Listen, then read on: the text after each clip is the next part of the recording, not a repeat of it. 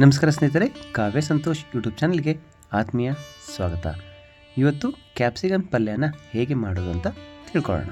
Capsicum ಪಲ್ಯ ಮಾಡೋದಕ್ಕೆ ಬೇಕಾಗಿರೋ ಸಾಮಗ್ರಿಗಳು: ಕ್ಯಾಪ್ಸಿಕಮ್, ಮೊಸರು, ಈರುಳ್ಳಿ, ಅರಿಶಿನ ಪುಡಿ, ಖಾರದ ಪುಡಿ, ಶುಂಠಿ ಬೆಳ್ಳುಳ್ಳಿ ಪೇಸ್ಟ್, ಧನಿಯಾ ಪುಡಿ, 1 ಸ್ಪೂನಷ್ಟು ಉಪ್ಪು, ಮೆಂತ್ಯ ಪುಡಿ ಮತ್ತು ಕಸ್ತೂರಿ ಮೇಥಿ ಇವುಗಳೆಲ್ಲ ಬೇಕಾಗ್ತವೆ.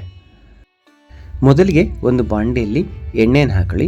ಎಣ್ಣೆ ಕಾದ ನಂತರ ಅದಕ್ಕೆ 1 ಸ್ಪೂನಷ್ಟು ಜೀರಿಗೆ ಪುಡಿ ಹಾಕ್ಕೊಳ್ಳಿ. ನಂತರ ನಾವು ಹೆಚ್ಕೊಂಡಿರೋಂತಹ ಈರುಳ್ಳಿನ ಹಾಕ್ಕೊಳ್ಳಿ. ಸ್ವಲ್ಪ ಫ್ರೈ ಮಾಡ್ಕೊಳ್ಳಿ.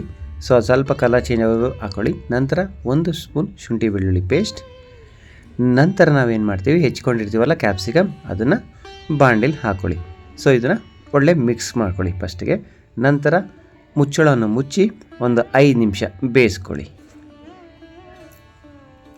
ಬೇಯಿದ ನಂತರ 1 ಸ್ಪೂನಷ್ಟು ಅರಿಶಿನ ಪುಡಿ ಹಾಕ್ಕೊಳ್ಳಿ ಆ್ಯಂಡ್ ಖಾರದ ಪುಡಿ ಹಾಕ್ಕೊಳ್ಳಿ. ಖಾರದ ಪುಡಿ 1 ಸ್ಪೂನ್ ಹಾಕ್ಕೊಳ್ಳಿ. ನಿಮ್ಮ ಖಾರ ಜಾಸ್ತಿ ಬೇಕಂದರೆ 2 ಸ್ಪೂನ್ ಸಹಿತ ಹಾಕ್ಕೋಬೋದು. ನಂತರ ಧನಿಯಾ ಪುಡಿ ಹಾಕ್ಕೊಳ್ಳಿ.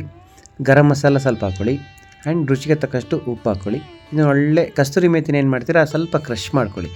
ಕ್ರಷ್ ಮಾಡ್ಕೊಂಡು ಈ ಥರ ಅದನ್ನು ಏನು ಬಾಣಲೆಯಲ್ಲಿ ಹಾಕ್ಕೊಳ್ಳಿ. ಹಾಕಿ ಅದನ್ನು ಫ್ರೈ ಮಾಡ್ಕೊಳ್ಳಿ. ಫಸ್ಟ್ ಕ್ಲೀನಾಗಿ ಫ್ರೈ ಮಾಡಿ.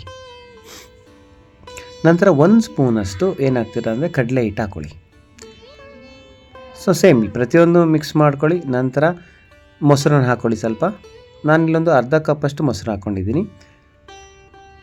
ಮಿಕ್ಸ್ ಕೊಡಿ, ಎಲ್ಲದು ಪ್ರತಿಯೊಂದು ಚೆನ್ನಾಗಿ ಮಿಕ್ಸ್ ಕೊಡಿ, ಬೇಯಿಸ್ಕೊಳ್ಳಿ. ಸ್ವಲ್ಪ ನೀರು ಹಾಕ್ಕೊಳ್ಳಿ. ದಟ್ ಏನಾಗುತ್ತೆ, ಅದು ನಿಮಗೆ ಟೆಕ್ಸ್ಚರ್ ಬರಬೇಕಲ್ಲ, ಅಂದರೆ ಬೇಯಬೇಕಲ್ಲ ಚೆನ್ನಾಗೆ.